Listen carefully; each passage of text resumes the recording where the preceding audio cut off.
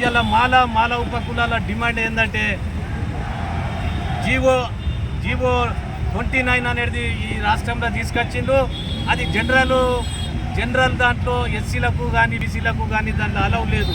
కాబట్టి దాన్ని ఆ జీవోను సెటిసైడ్ చేసి మీరు పాత జీవో అయినటువంటి జీవో 55 తీసుకొచ్చి ఈ 50% కంటే మిగతా 50%లో కూడా జనరల్గా ఎవరైనా కూడా దాంట్లో పాల్గొనవచ్చు అనే ఒక జీవో. కాబట్టి దాన్ని పునరుద్ధరించాలని నేను డిమాండ్ చేస్తున్నా.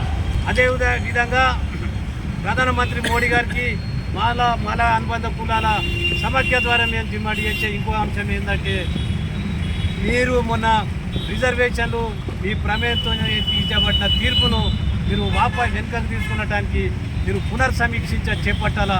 మీరు పునర్సమీక్ష చేపట్టకపోతే మాత్రం ఈ ఉద్యమము డే బై డే ఇది తీవ్రతరం అవుతుంది.